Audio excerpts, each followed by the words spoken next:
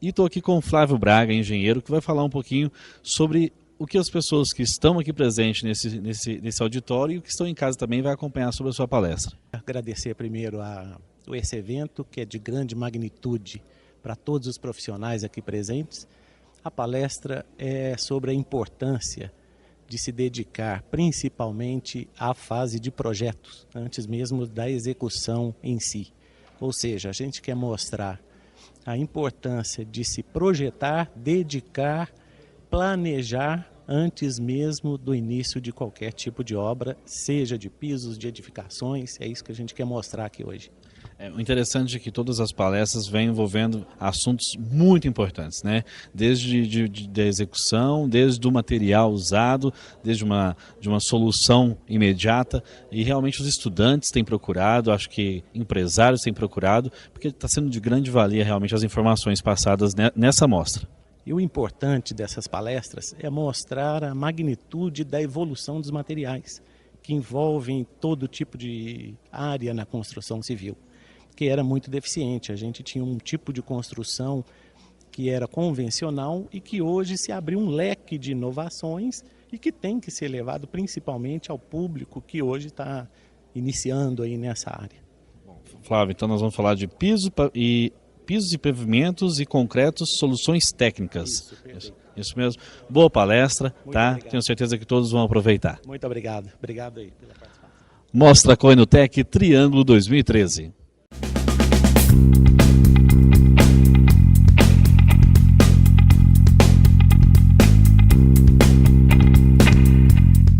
Engenheiro Flávio Henrique Braga, diretor técnico Project Pisos. Engenheiro civil formado em 1992 na cidade de Belo Horizonte, onde atua no ramo de construções diversas e edificações até 1996, quando se transferiu para São Paulo para atuar no ramo de desenvolvimentos de estudos específicos, projetos, inovações e estudos de novas tecnologias e materiais para a execução de pisos e pavimentos em concreto. Nesta área, atuou como engenheiro responsável pelo desenvolvimento de produtos e métodos executivos de pisos e pavimentos até 2002, data da sua saída para a fundação da empresa.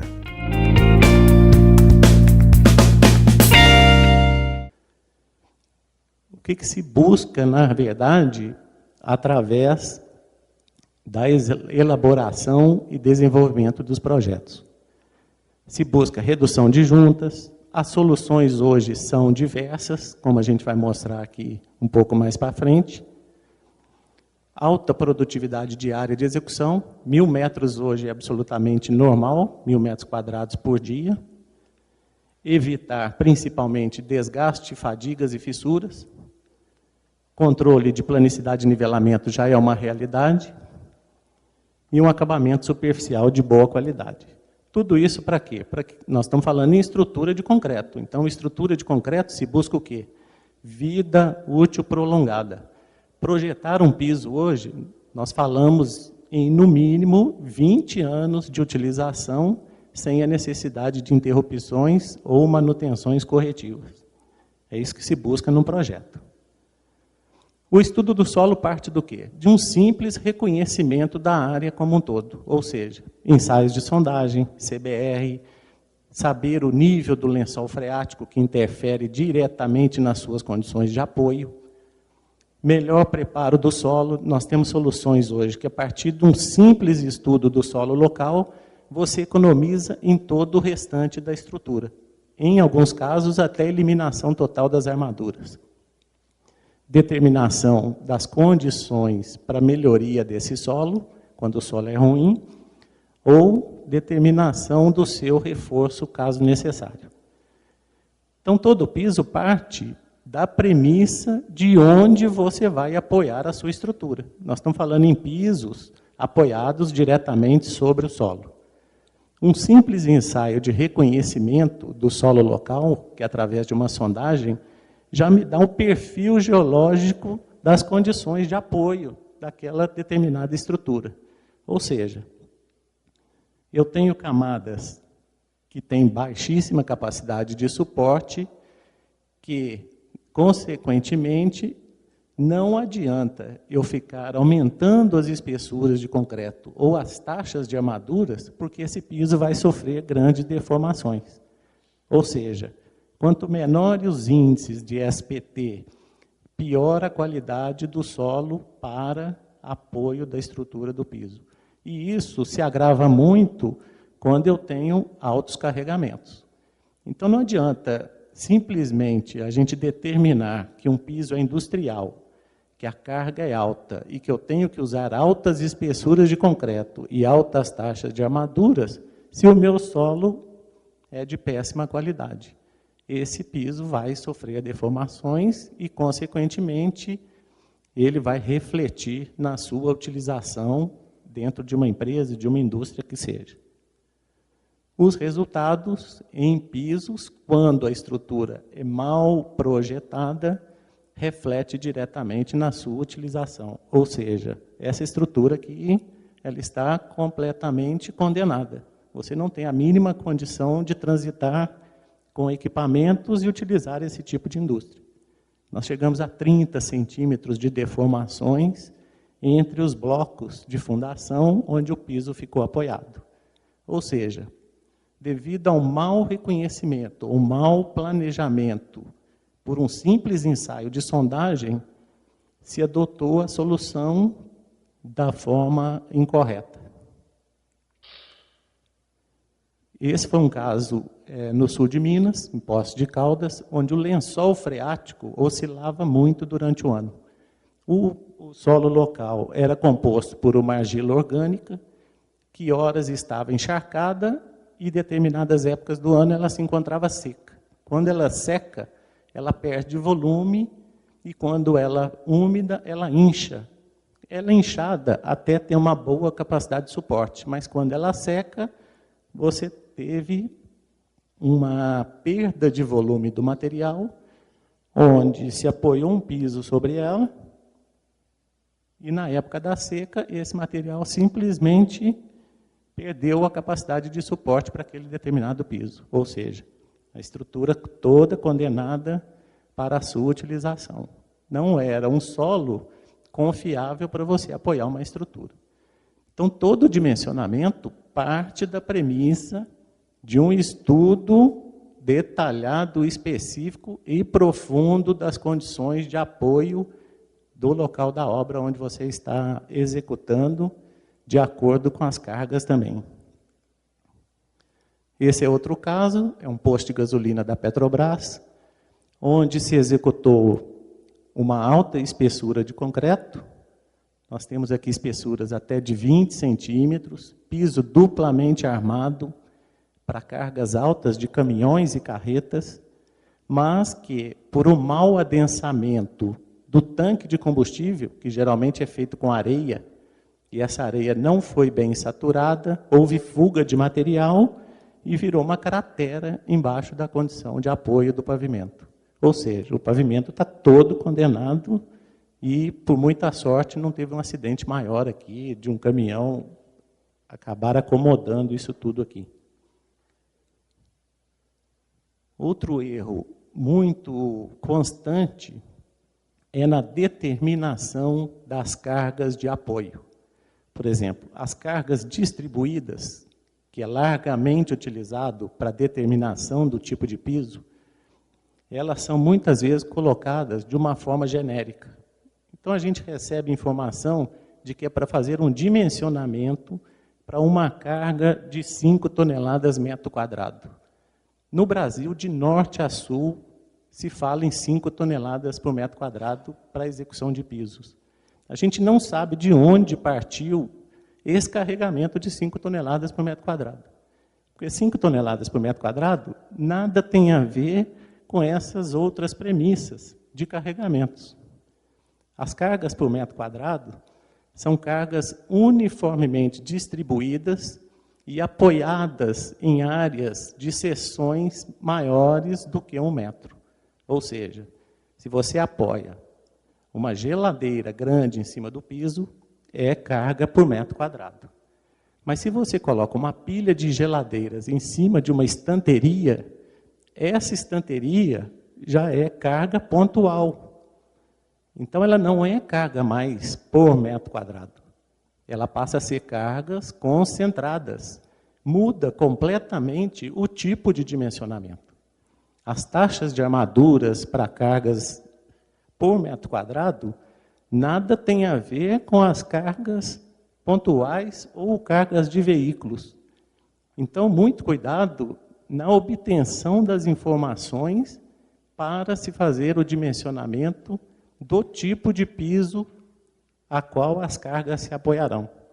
Ou seja, cargas de veículos, cargas dinâmicas, nada tem a ver com cargas estáticas de empilhadeira.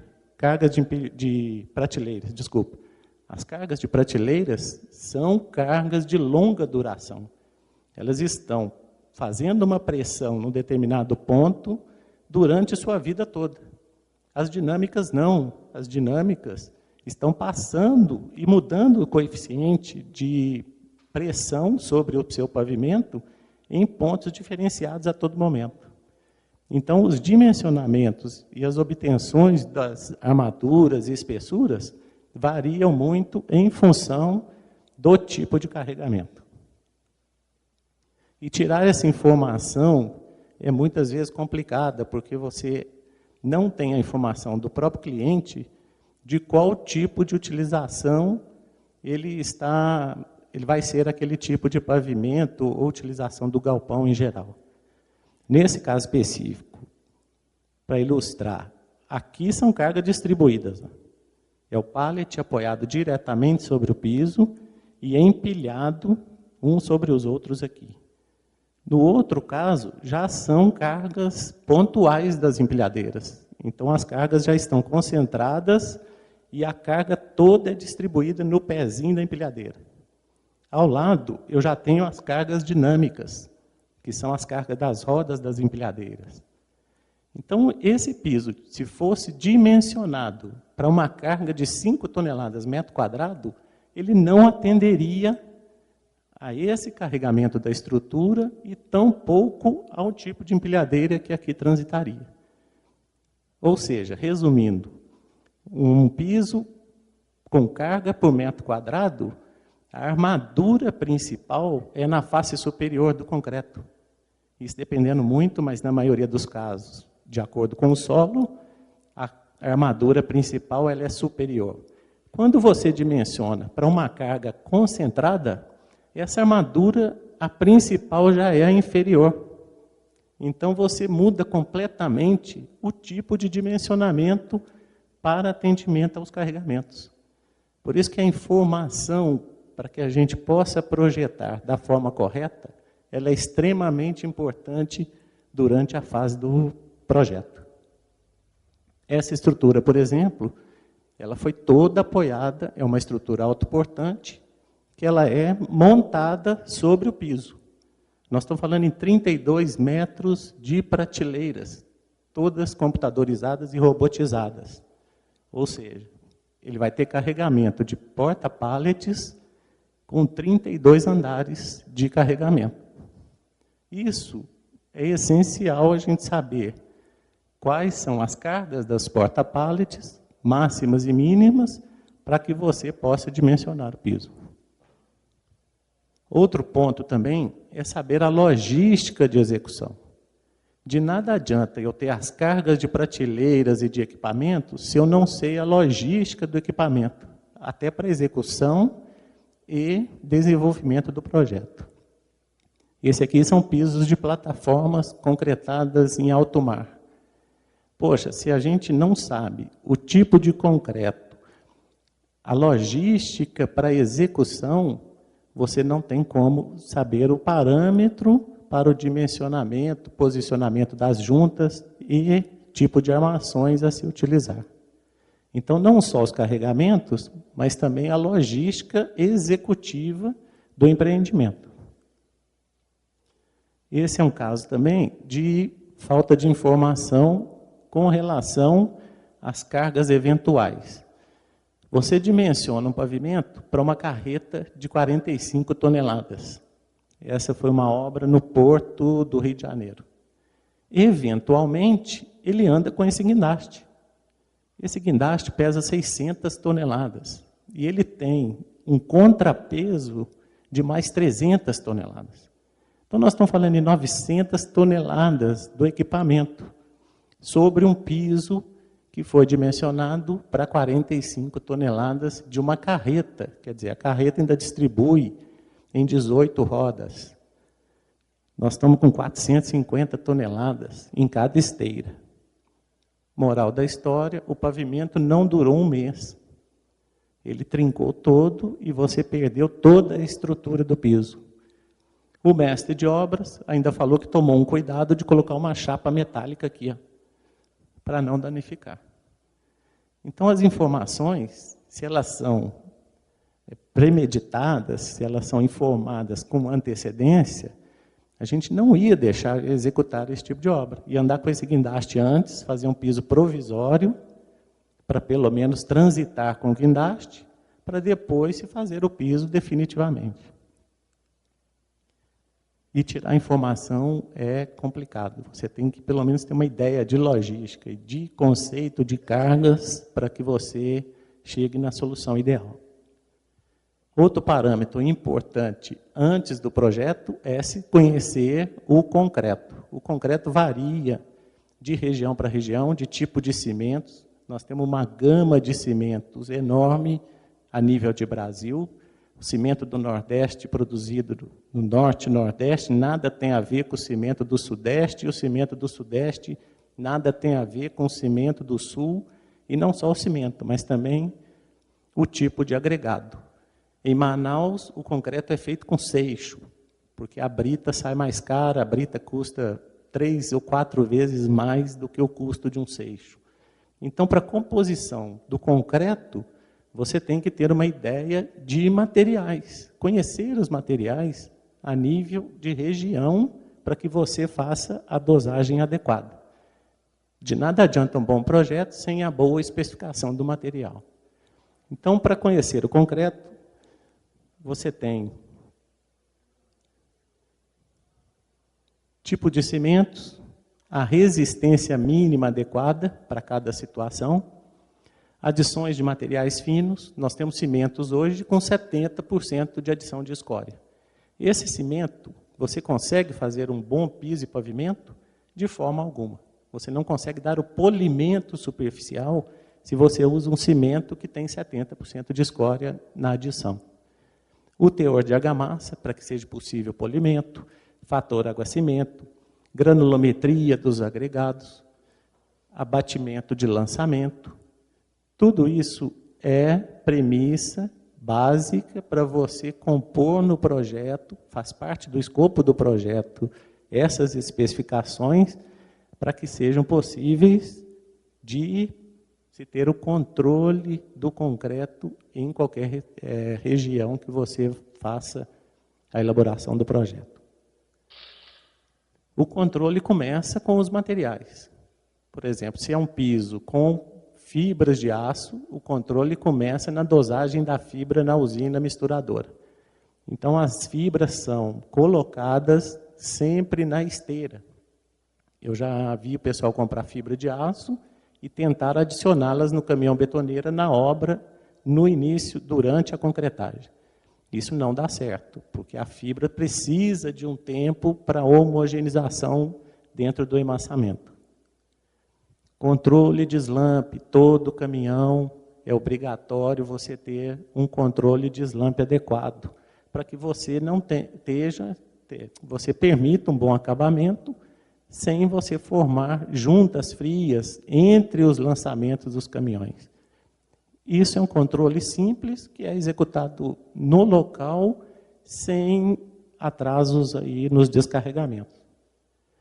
Ensaio de resistência, sempre contratar um laboratório terceirizado, para que você não fique à mercê dos resultados do próprio fornecedor, o que muitas vezes ocorre. Ensaios de temperatura, quando a usina é muito próxima da cimenteira, ocorre muito de você receber o cimento ainda quente e esse cimento já ir direto para a dosagem do concreto.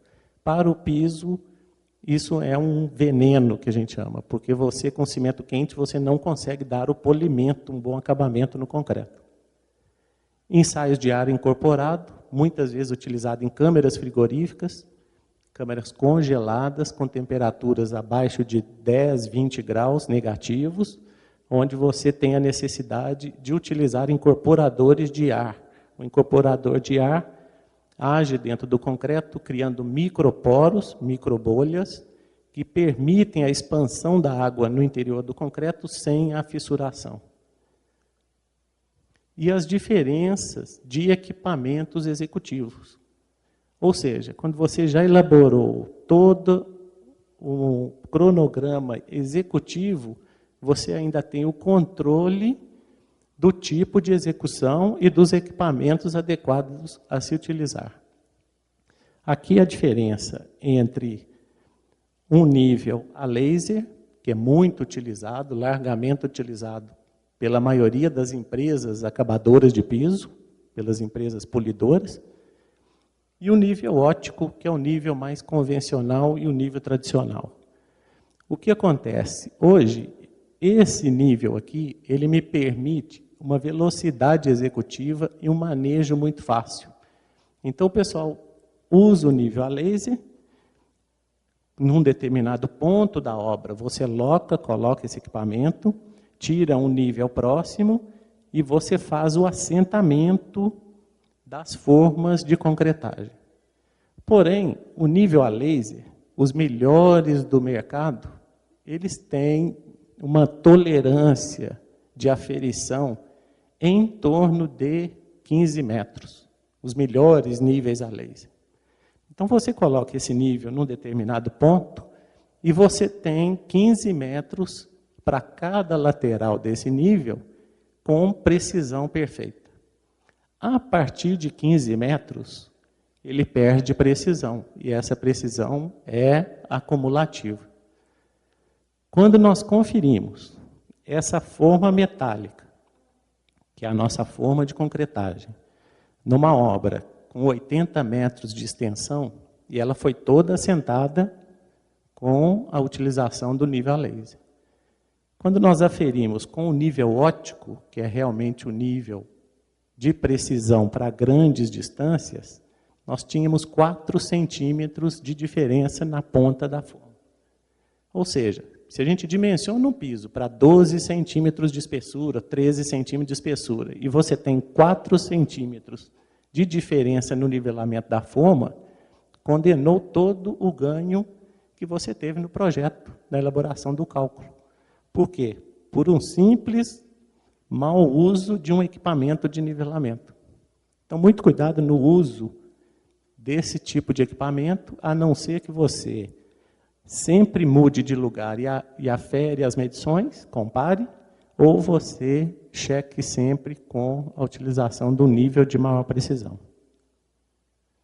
A utilização dos materiais, telas sempre em painéis, a gente não permite mais a utilização de telas em rolos para o perfeito posicionamento. A tela em rolo nunca vai ficar na posição correta do cálculo. Ou seja, a tela é sempre colocada no terço inferior ou no terço superior. Se você não usar a tela em painéis e da forma adequada, com espaçadores, pastilhas, ela nunca vai ficar na posição que realmente o aço vai ser mais solicitado. Nós já deparamos com obras que, quando não se tinha um projeto e o executor não entende de armação, muito menos de posicionamento, quando ele fica na dúvida se a tela é embaixo ou em cima, ele coloca a tela no meio. Então, ele simplesmente jogou o material fora. E isso é muito comum em obras de menor porte, a pessoa comprar o material, gasta no material que às vezes é o mais adequado, mas ele posiciona no lugar errado. Então, simplesmente, ele jogou o material fora. Isso é muito comum em postos de gasolina, onde a gente presta muita consultoria em postos, onde acontecem as maiores patologias, e quando a gente quebra o concreto, verifica que a tela está mal posicionada. A utilização de barras de transferência, sempre me perguntam qual o objetivo do uso da barra. A barra de transferência, ela é utilizada para transferir os esforços entre as placas de concretagem. Ou seja, quando eu passo uma carga sobre a placa de concreto, exatamente no local da junta, essa tensão na borda ela é muito maior do que no eixo da placa e ela transfere as tensões de um lado para o outro, distribuindo essa tensão pela barra. As armaduras são sempre seccionadas em todas as juntas. Caso contrário, as juntas não se movimentariam adequadamente e você teria fissuras em outros pontos do piso. Então, muitas vezes, poxa, eu preciso cortar a tela de baixo nas juntas. Precisa cortar todas as telas em todas as juntas. Essas perguntas foram tão frequentes que a gente começou a colocar uma nota no projeto, em negrito, para fazer o seccionamento dessas armaduras em todas as juntas, letra maiúscula, e nas duas armaduras, na inferior e na superior, quando o piso é armado. Outra pergunta frequente é: por que o uso da lona plástica sobre pisos e pavimentos? A lona, a função principal da lona é evitar atrito entre concreto e base. A principal função da lona é evitar atrito e não umidade, como se imagina. Eu vou colocar uma lona para não ter água ascendente. Ela é um agente colaborador para se evitar a ascensão de água. Mas a principal função dela é o atrito, é permitir que o piso trabalhe na horizontal sem engastamentos na camada de base. Essa aqui é uma prova de que se possa fazer juntas cerradas e bem alinhadas, independentemente da metragem de juntas que você tem, né? Você consegue um bom alinhamento das armaduras e das barras de transferência. Porque muitas vezes o pessoal tem uma resistência para colocar a barra em função do tipo de junta e do comprimento da junta. Então, com os espaçadores metálicos, a gente consegue um bom posicionamento das armaduras. Esses são os posicionamentos dos cabos de proteção, que também é largamente utilizado aí nos pisos industriais, com vantagens de redução do índice de juntas. Então, hoje os pisos protendidos são muito utilizados em, principalmente, depósitos de logística, de mercadorias, onde você não tem interferências, você tem áreas grandes e livres, sem canaletas, o piso é completamente plano, então é uma grande vantagem hoje na utilização dos cabos. Falando em valores também, cara, no piso protendido a gente chega a economias de até 20%, 23% com relação às telas eletrosoldadas, em termos de custo final. Então é um piso que vem ganhando um mercado grande aí, nacional, pela facilidade hoje das cordoalhas engraxadas, posicionamento, e também para se evitar juntas. Porque as grandes patologias de pisos são provenientes das juntas. Então, quanto menor o número de juntas, menor a chance de patologias.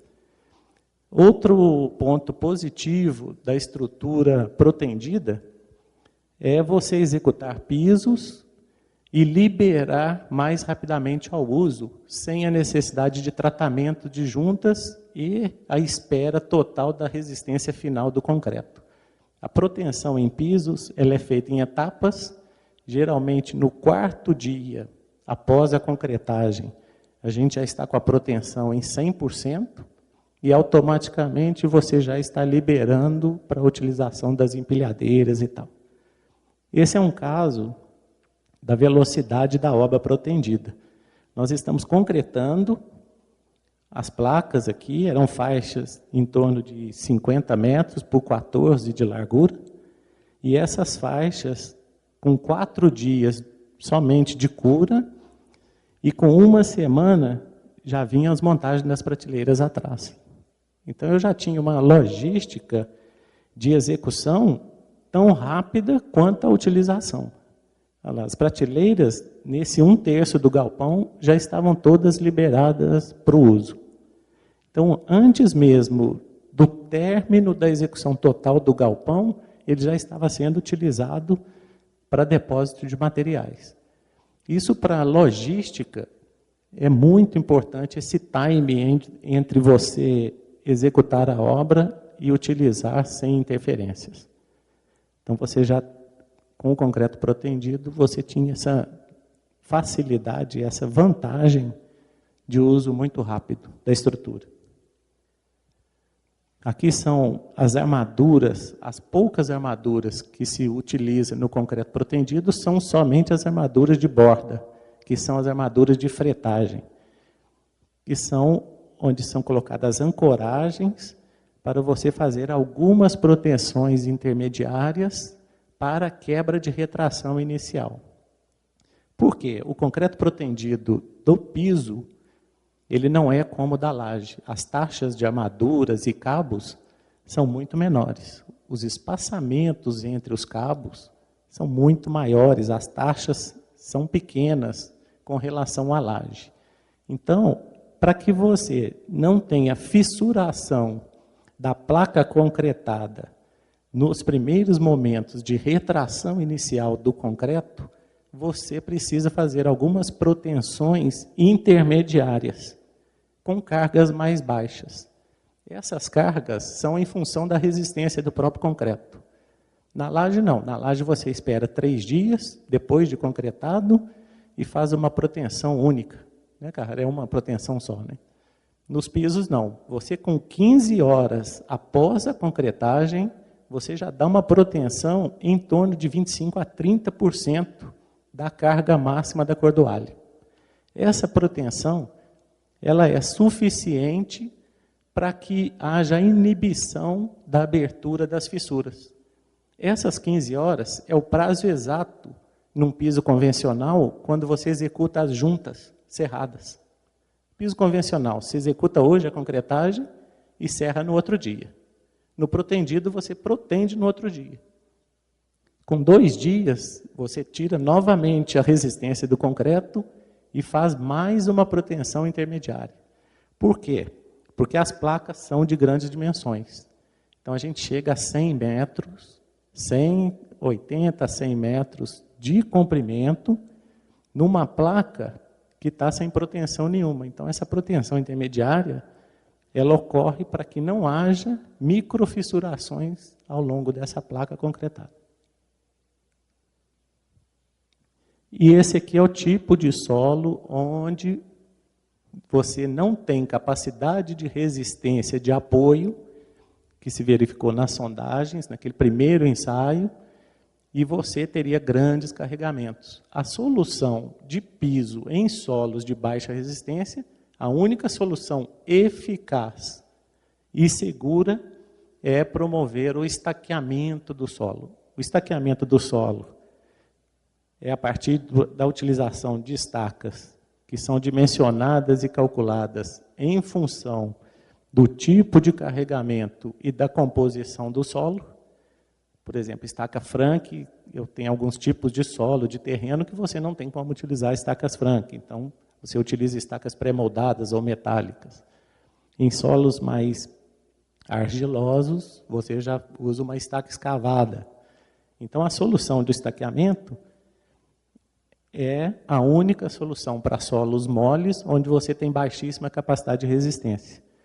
Antigamente, os estaqueamentos e o piso, a gente dimensionava como laje. Então, fazia um estaqueamento e fazia um vigamento entre as estacas, solidarizando todas as estacas com vigas. Era como se fosse uma laje armada apoiada no solo. O solo era somente a forma. Hoje não, todo o vigamento a gente substitui pelos capitéis que distribui as tensões no piso que vai ser executado aqui em cima depois. Os estaqueamentos geralmente não são de grandes distâncias entre si, o que torna o processo de piso estaqueado um processo bem oneroso. Por isso que eu volto a insistir nos ensaios. Com um simples ensaio de sondagem, nós já mudamos o empreendimento de lugar. O piso estaqueado hoje, o sistema de estaqueamento de solo mais o sistema de piso, nós falamos hoje em R$600 metro quadrado. Isso paga qualquer terreno em qualquer outro lugar, a não ser que a logística dependa muito daquele tipo de local. Em Santa Catarina é muito comum os pisos estaqueados na região beira-mar, mas é a região de logística que você não tem como mudar o empreendimento. É para basicamente toda a região. Necessidade de reforços. Mesmo quando eu faço piso protendido, eu tenho as interferências, como pilares, tubulações. Essas interferências, após a proteção, elas passam a ser um insert estranho dentro daquela placa protendida. Então, mesmo que o piso seja em grandes placas, há necessidade da utilização de algumas armaduras complementares, como as barras transversais, para evitar a fissuração de quinas entre pilares e a placa concretada do piso. Então, a gente usa algum artifício de poucas taxas de armadura, mas para que você evite uma fissuração indesejável ao longo da placa por uma simples falta de um reforço localizado. Os pisos com fibra de aço. A grande vantagem dos pisos com fibra de aço é que você elimina toda a armação. Você não tem custos com armações preliminares, seja em tela ou seja em cabos. A outra vantagem, aqui é a homogeneização da fibra dentro do concreto. A grande vantagem da utilização de fibras, volto lá no início, tem que se estudar a logística do empreendimento. Porque a vantagem de se utilizar esse produto não é simplesmente comparar o custo do produto com a tela, mas sim a logística do local que me permita a entrada de um caminhão betoneira, por exemplo, diretamente na pista.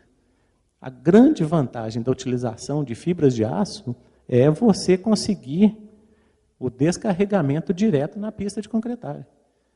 Então, não adianta eu ficar dimensionando alguns tipos de materiais para obras que não me permitam uma logística adequada de utilização.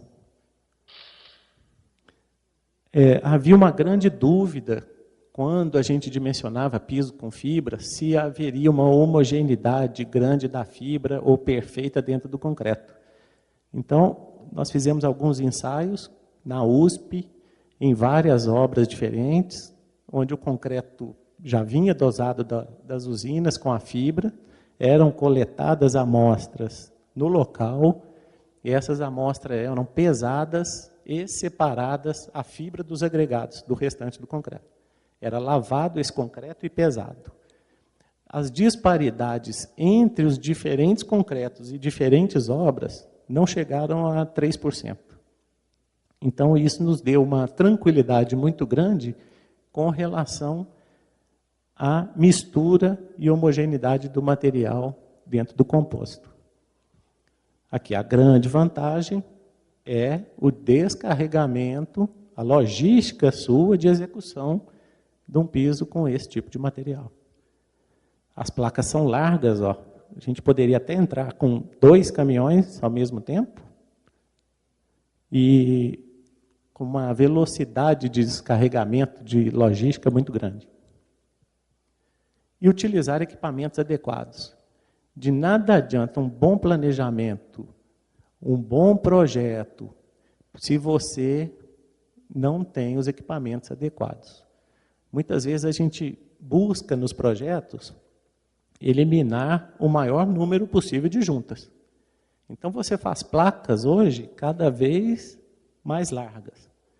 Então, são 15 metros, 17 metros. Hoje nós estamos executando uma com 17 em Belo Horizonte, nos BRTs. Então, eu tenho que ter equipamento adequado que vença essa distância. Aí, o executor não é desprovido de um equipamento desse porte. Então, ou seja, colocou em risco toda a elaboração do planejamento de projeto que você tinha anteriormente. Hoje nós já temos no Brasil esse equipamento que chama Copperhead, é uma mini laser screed, que ele tem aqui os lasers, essa ponta da régua, ela nivela, já de acordo com o nível pré-determinado aqui, e ela vibra também. Então, com um simples equipamento desse, você vence grandes vãos. A gente faz placas bem largas, bem niveladas, bem sarrafiadas, sem a necessidade mais daquela régua vibratória de grande porte. Porque o grande problema da régua era o nivelamento dela ao longo dessa distância toda. Com esse equipamento, a gente já consegue fazer grandes vãos, tanto de capeamento de lajes, como obras de galpões, onde os vãos são de maiores dimensões. Quando, sim, eu preciso de produtividade diária, sem interrupções, e em grandes vãos sem juntas, por exemplo, nos pisos, esse é um piso com fibra, você vê que ele não tem nenhuma taxa de armadura. Mas nos protendidos, por exemplo, de grande porte, a gente já utiliza um equipamento que tem o mesmo princípio daquele pequeno, com nivelamento a laser, porém todo mecanizado. Aquele filminho? O equipamento. Vou abaixar um pouquinho.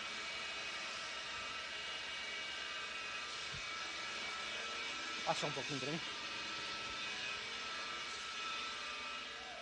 Você vê que o equipamento ele já nivela, sarrafeia, ele tem uma rosca sem fim na frente, aqui tem os lasers, aqui uma rosca sem fim e aqui uma régua vibratória.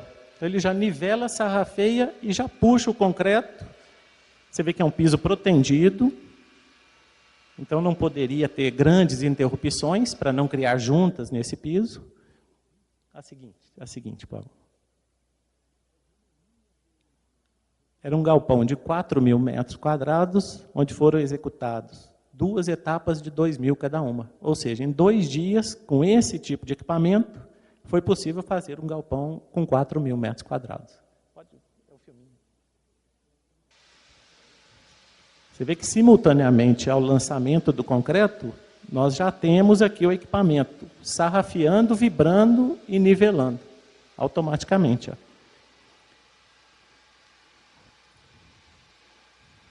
Ao lado aqui, vou mostrar um pouquinho à frente, foi o piso executado e já em cura 1 dia antes dessa outra etapa. E com relação ao funcionário, nós estamos falando numa equipe de 6 pessoas para executar um piso de 4.000 metros em 2 dias. Então, a logística do projeto tem que levar em consideração o tipo de equipamento na utilização, na execução do piso.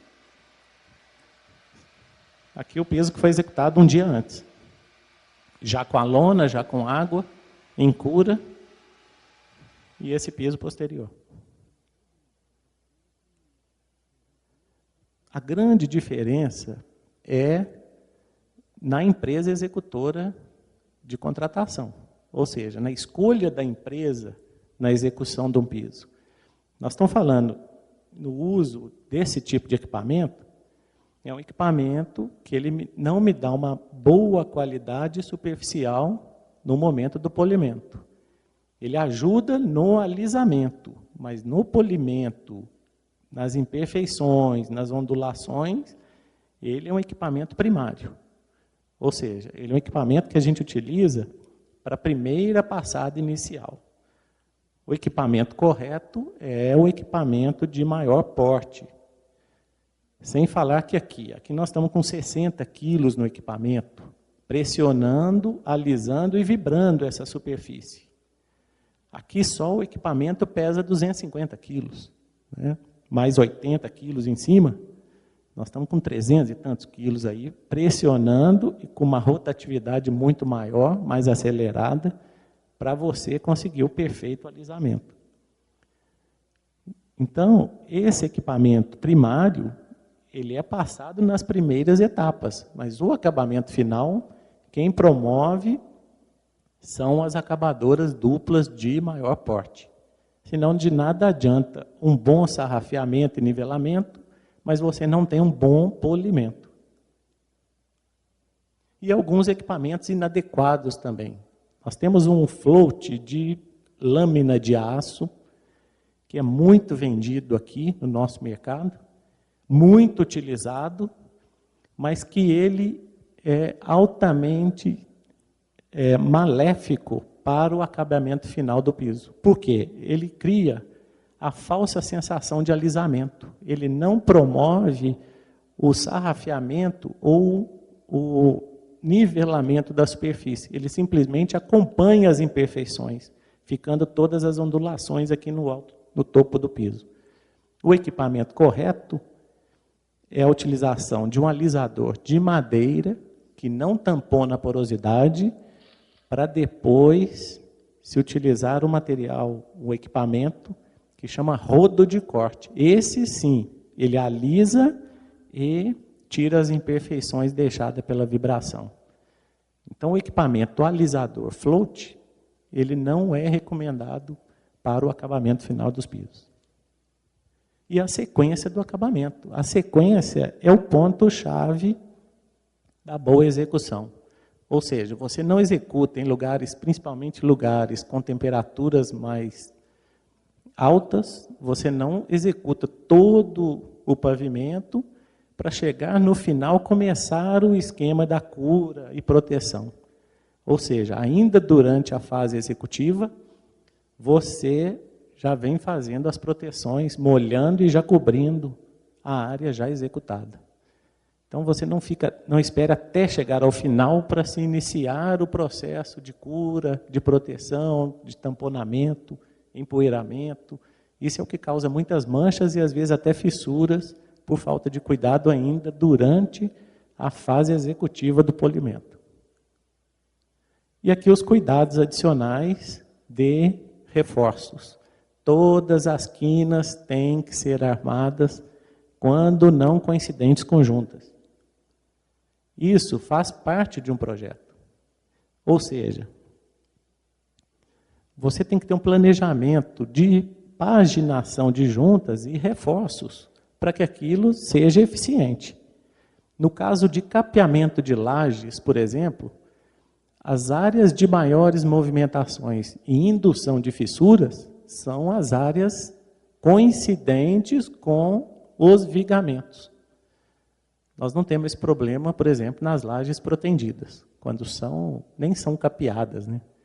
Mas em lajes convencionais com capeamento, o que muitas vezes a gente depara e condena é que, quando se faz o capeamento e a empresa executora é contratada para fazer o polimento, no dia seguinte ele vem e simplesmente, por experiência, má experiência, ele serra as juntas nos eixos dos pilares.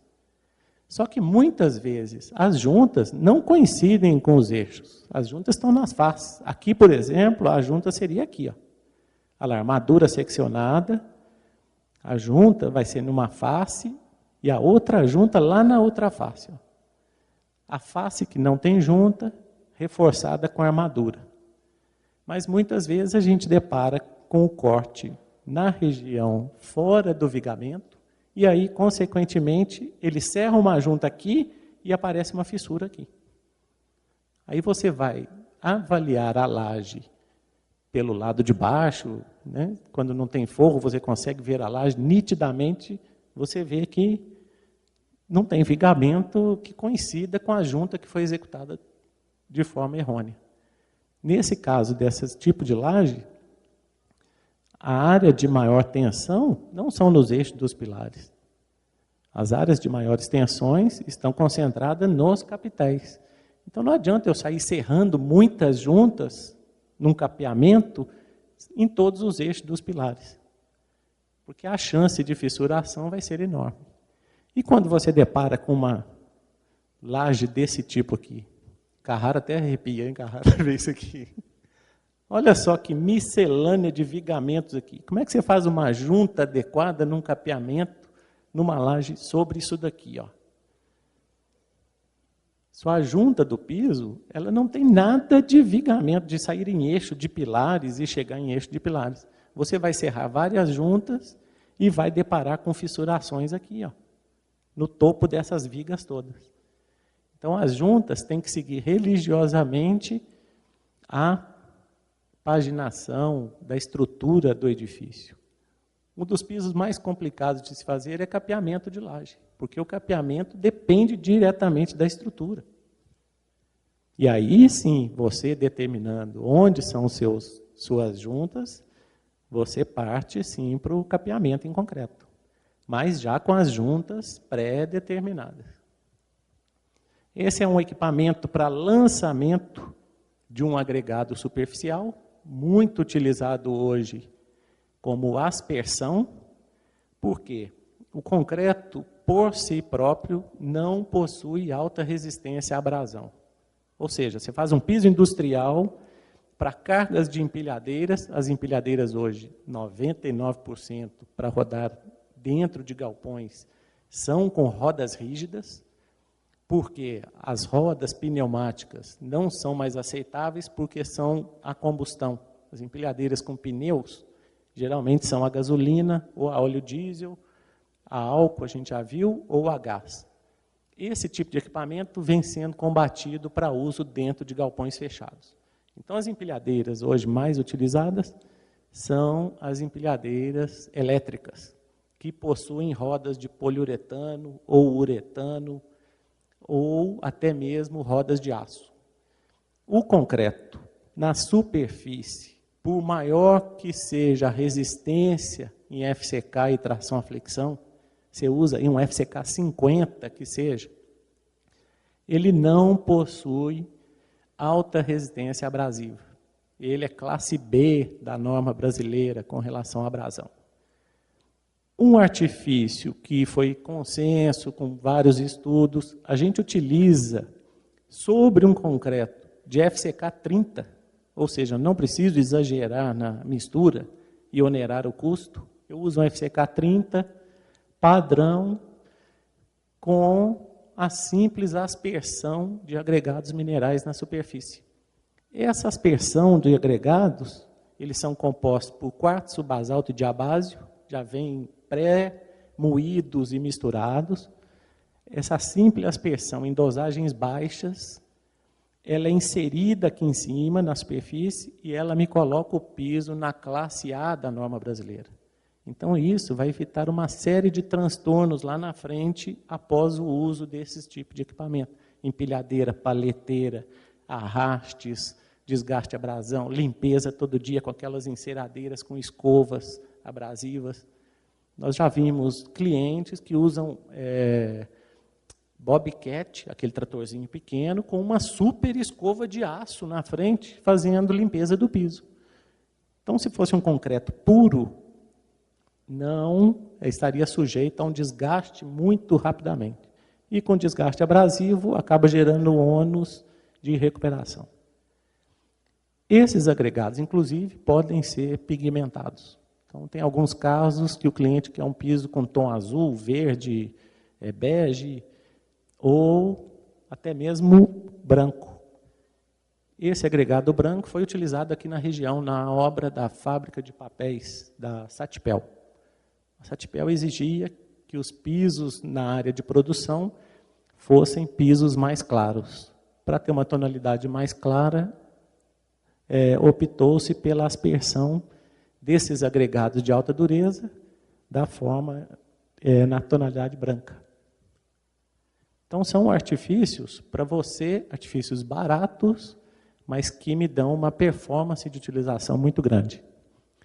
A aspersão sem equipamento, não é toda empresa que tem um equipamento de grande porte, como esse. Essa spreader, acho que tem 4 ou 5 no Brasil só, 4 empresas só. A aspersão é feita de forma manual, porém não deixa de ser eficiente. Se você distribuir bem a sacaria em função da quantidade por metro quadrado, você consegue uma boa performance aqui durante a utilização, mas sem abrir mão de adicionar o produto. A cura, a gente fala que a importância de concreto é cura. Nós fizemos na Universidade Federal em Belo Horizonte vários ensaios com agente de cura química. E hoje, nos nossos projetos de piso, a gente condena a utilização desse tipo de produto. Por quê?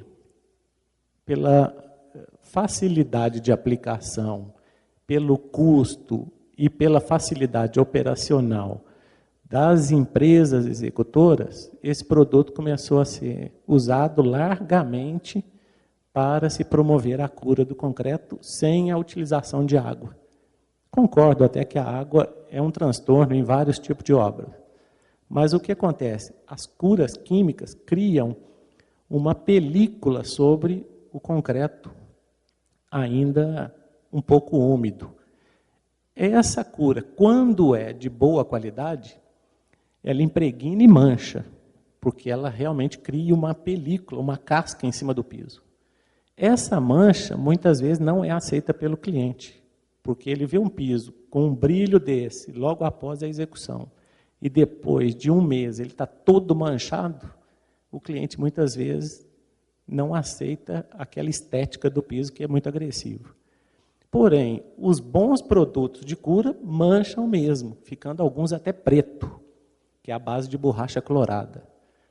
Os produtos que não mancham têm uma eficiência de selamento muito baixa. Nós ensaiamos vários deles na universidade. O melhor produto, ele segurava 13% de eficiência de água, de cura. Ou seja, um bom produto chegava a 70%. Esse era até aceitável pela norma. Os produtos que não mancham, 13%. 13% é como se você nem molhasse o piso. Ou seja, então nos nossos projetos a gente exige a molhação intensa e colocar mantas adequadas para que você produza uma cura adequada no concreto. Tem vários estudos que comprovam que a cura adequada me aumenta a resistência, tanto a abrasão quanto a resistência final. Isso é fato. Então, concreto necessita de cura. Concreto, cimento, argamassa, todo artifício executado com cimento necessita de cura para que ele tenha a sua performance plena de ganho de resistência. Isso é fato.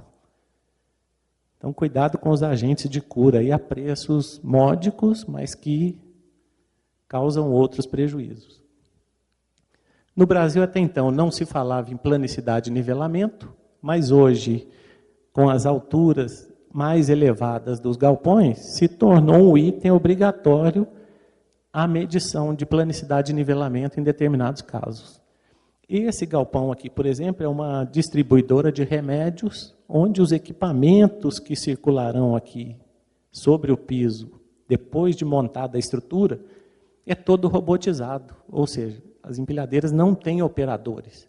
Então, se você não tiver um bom nivelamento da estrutura do seu pavimento aqui para rodar esses equipamentos, vira uma tragédia quando o equipamento tiver que rodar aqui em cima.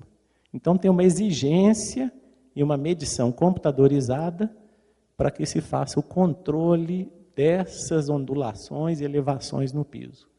Esse equipamento chama Dipstick, é americano, e ele me emite um gráfico instantâneo. A gente anda no piso exatamente nos locais onde vão rodar esses equipamentos, e ele me dá todas as ondulações, depressões, empoçamentos, em décimos de milímetros, e me emite um gráfico de cada área dessa em metros por milímetros. A partir dessa medição, é possível fazer as correções adequadas antes da utilização. E o corte das juntas. Esse aqui é um piso que foi feito com fibra de aço, onde há necessidade da execução dos cortes de juntas em horário correto, profundidade correta e o local adequado. Ou seja, o local é determinado no projeto. Profundidade, hoje a gente coloca a profundidade mínima de 1/3 da espessura, embora a norma da ABNT fala em 1/4, a gente fala em 1/3 para maior eficiência desse corte, e principalmente o horário. Término do piso num dia, corte no dia seguinte, entre 6 a 12 horas após o término. Não passa disso. 12 horas nos piores casos, onde às vezes retarda um pouco a cura, o cimento é um cimento mais lento de pega, ou a temperatura aumentou muito à noite. Mas esses cortes, quando você executa um piso numa sexta-feira, e o executor voltou só na segunda ou terça para executar os cortes, muitas vezes as juntas, as fissuras, já foram pré-determinadas. Então, de nada aquele corte vai adiantar. O piso já fissurou antes mesmo de você induzir a região adequada que você quer a fissura. O corte nada mais é do que uma quebra da retração e indução da fissura para o local pré-determinado. Esse é aquele primeiro caso, a primeira transparência, onde o piso desceu de forma generalizada por falta de estudo do solo. A recuperação foi abrir as janelas no piso pronto já, que estava em uso pela indústria, e fazer o estaqueamento de todo o solo, na região toda da indústria aqui fazendo o estaqueamento. O piso que sofreu a deformação serviu simplesmente de base para o novo piso executado. Nem as paredes salvaram. Isso depois, a fábrica toda já estava em funcionamento. Isso depois foi feito também nas áreas adjacentes. Mas para você ver o trabalho para se salvar uma estrutura que foi mal projetada por um simples desconhecimento ou falta de um estudo específico de um simples ensaio de sondagem. Simplesmente se fez uma terra. Oi? Não, o solo, a estaca era muito profunda, então não adianta fazer um aterro bem feito em cima de um solo que já era mole. Então, nesses casos, a única alternativa eficaz era o estaqueamento mesmo. Quando ele cede nessa ordem de grandeza, 30 centímetros, 50 centímetros, é porque o solo é ruim em grandes profundidades. E as revitalizações. Essa aqui é uma obra da Fiat, em Córdoba, onde ele tinha uma área toda escura e contaminada por graxas e óleos, uma fábrica de 20 anos de uso. Foi feito nas áreas de produção, com exceção dos corredores, foi feita aqui a aplicação de resina epóxi, que é uma boa solução industrial aí. A Fiat exige que na área de produção seja branco, então pintaram assim epóxi toda a área branca. E nas áreas dos corredores, optou-se por fazer a lapidação. A lapidação nada mais é do que um polimento com resinas metálicas e diamantes. Quando se fez a lapidação nos corredores, eles acabaram optando por fazer na fábrica toda. Porque a manutenção com relação ao epóxi era muito inferior. A pintura epóxi, por melhor que seja, ela sofre arrancamento, se você tiver um arraste, ela descasca. Então, com relação à lapidação, você não tem maiores manutenções desse tipo de risco. E aí, nós partimos também para abusar um pouco dessa lapidação e fazer em concretos pigmentados. Esse é um supermercado em Belo Horizonte, onde nós fizemos o piso lapidado e pigmentado de amarelo. Esse aqui foi pigmentado de branco, é um lapidado com uma argamassa branca em cima. Esse aqui é o supermercado, é amarelinho, esse em branco, aqui as diferenças, ó. Mais um closet aí. Esse branco é o piso do Centro Administrativo de Belo Horizonte hoje, onde foi substituído todo o marcopiso original por um concreto com argamassa branca lapidado superficialmente. Ou seja, você substituiu todo o piso cerâmico, que era o marcopiso, por um piso de concreto com argamassa em cima, lapidado. Esse é o concreto já com pigmento amarelo, um pigmento da Bayer, que é mineral, ele não perde a coloração, com a lapidação em cima. Então, esse sistema substituiu o granito do supermercado. Nós estamos falando, gente, em lapidação mais pigmentação, em R$30 metro quadrado. Qualquer granito andorinha hoje custa 120. Então, uma big de uma solução simultânea. Úmido sobre úmido, pelo fato de ser branco, porque a gente não consegue tonalidades brancas no pigmento. E aqui é o Mineirão, recentemente executada essa laje, que foi semi-lapidada em função de não poder ser lapidada nesse nível para ficar antiderrapante. Então, ele foi todo em concreto aparente. Aqui que eu perguntei do capeamento, que ele é laje pré-moldada, com capeamento armado em telas. Aqui foi em 6 centímetros, máximo. A espessura é muito pequena, né, para protender.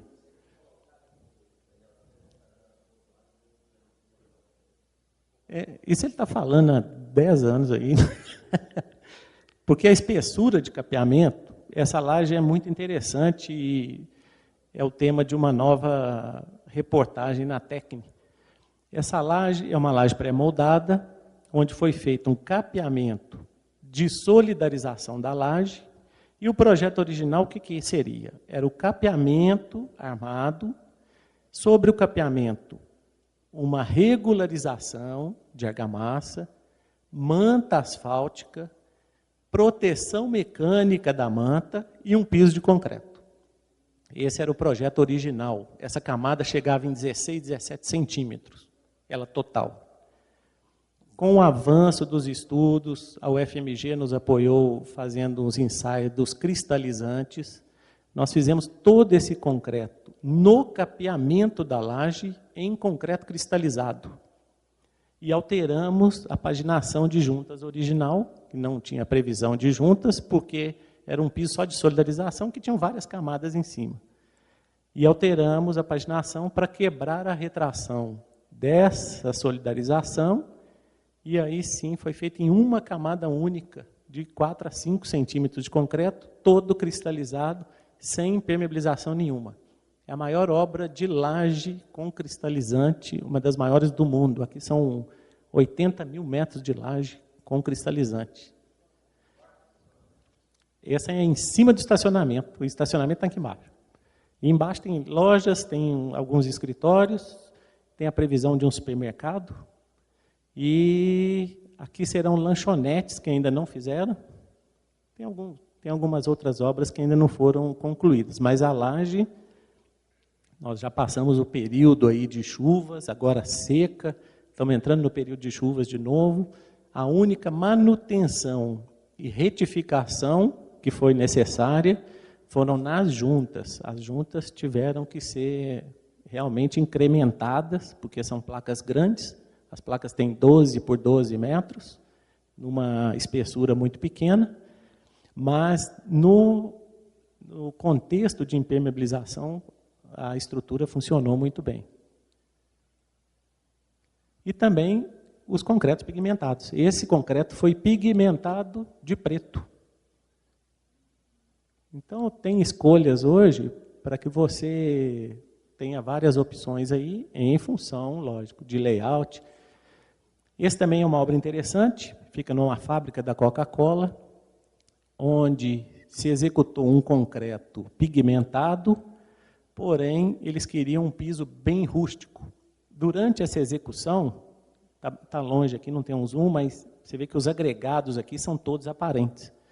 Esse concreto, sobre ele, recém-lançado, foi aplicado um retardador de pega superficial, aspergido com uma bomba costal, Esse retardador, o concreto dava pega e na superfície ele ficava mole.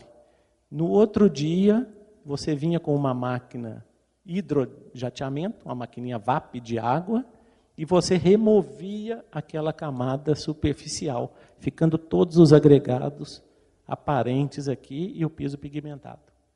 É bem interessante esse processo para áreas externas. E sem revestimento, sem lapidação, são os pisos mais convencionais, com a simples aplicação de endurecedores de superfície, que são os líquidos que reagem com hidróxido de cálcio do cimento e aumentam a dureza superficial. E aí o pessoal começa a inventar a estética. Esse é um lapidado, porém com aspersão de agregados em forma de vidro. Então tem várias cores hoje, vermelho, verde, azul. Esse foi um interior de uma loja, tem um zoom desse, ó. Você vê, com os vidros aqui dentro, e depois de lapidado, ele fica com essa tonalidade. A grande vantagem é que você faz panos grandes sem a necessidade daquela infinidade de juntas que você tem no revestimento cerâmico. Então você faz grandes placas sem junta nenhuma, você faz uma loja toda sem junta nenhuma. Então essa é a grande novidade da feira nos Estados Unidos hoje, foram realmente os lapidados. Para quem não conhece a máquina de lapidação, no Brasil a gente tem utilizado muito desse tipo, que é uma máquina mais pesada, e aqui são os diamantes. Ó. Qual a diferença de uma máquina politriz? Essa máquina, ela tem as molas aqui. A politriz não, a politriz pule tudo de uma forma sem amortecedores. Então, ela desbasta muito em cima e menos nas depressões. Essa não, essa acompanha toda a superfície do piso nas ondulações e nas depressões, sem ficar tirando muito em cima e aparecendo a brita e não tirando nada embaixo e ficando a argamassa. Oi?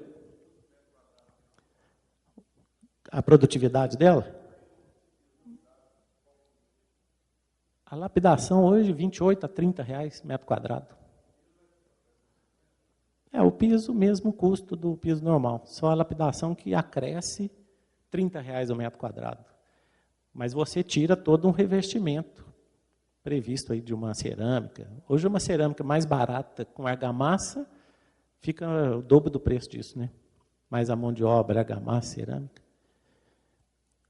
Eu sei que os pisos hoje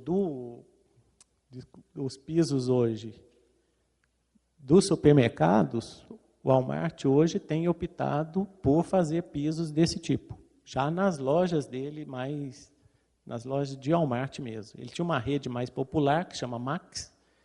Nós começamos a fazer os pisos só polidos e com endurecedor. Hoje ele já faz esse tipo de piso dentro das lojas. E isso o Atacadão, o Leroy Merlin, já estão com esse tipo de piso já, sem cerâmica, sem nada. O Leroy tem optado por fazer lapidação. Fazia os pisos com marcopiso, que é uma cerâmica prensada. Hoje não, já utiliza o concreto lapidado e só. Então o pessoal tem cada vez mais evitado granitos, revestimentos, nesse tipo de loja também, que eram lojas até consideradas mais nobres. Loja do Walmart, nunca se pensava em fazer piso em concreto polido. E hoje a gente já tem várias lojas, todas em concreto. Inclusive Fortaleza, o Walmart lá é só concreto polido. Não tem mais a cerâmica. É. Pode ser aplicado no centro administrativo, todos os andares foram lapidados em branco. E essas são as máquinas mais poderosas, né? Essa, nós ainda não temos ela no Brasil, mas ela produz 1.000 metros quadrados de lapidação dia. Você vê o tamanho e o porte desses equipamentos. Mas os diamantes são iguais, ó. Apesar de que o número aumenta muito. Nós estamos falando em... O que ela tem de diamante em uma rodana dessa, nós temos em cada máquina daquela. Então, o número, a produtividade desse equipamento é enorme.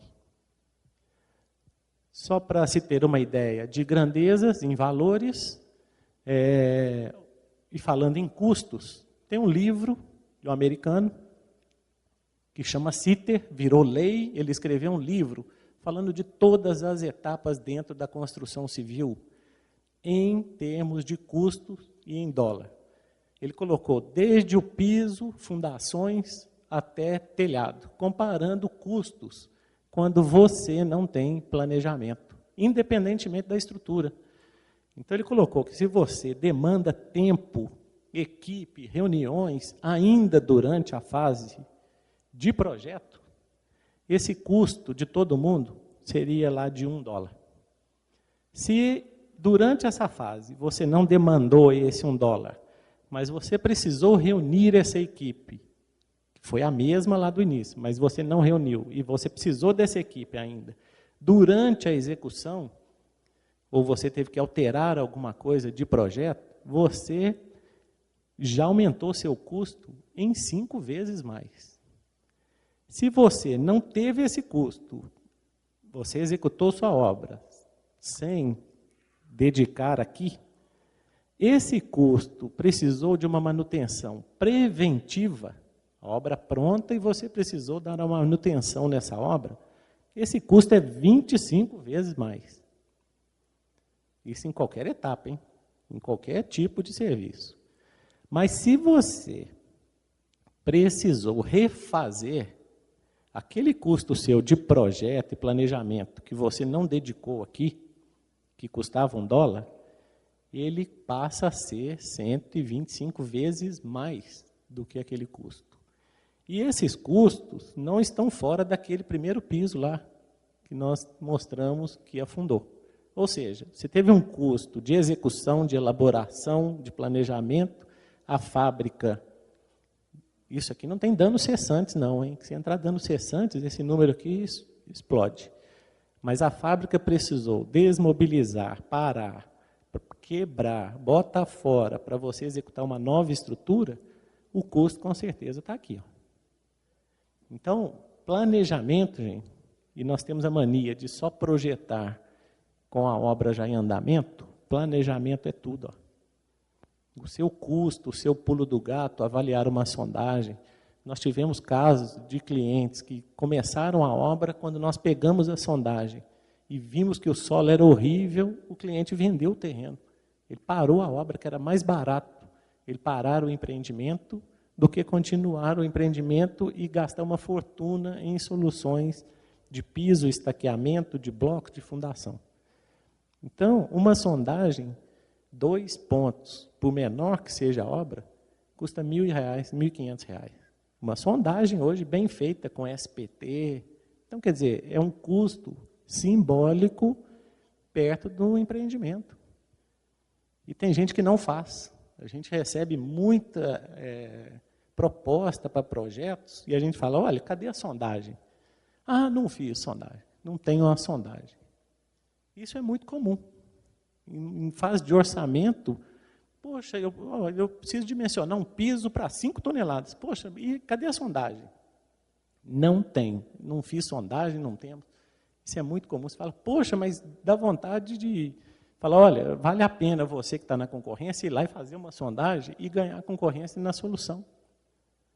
Porque vale a pena você ter dados técnicos para você economizar aqui, ó, que é o nosso grande pulo do gato aí. Muito obrigado a todos pelo tempo de todo mundo. Perguntas, estou à disposição. Tá todo mundo querendo almoçar, né, Daniel? Obrigado, gente. Obrigado a todo mundo.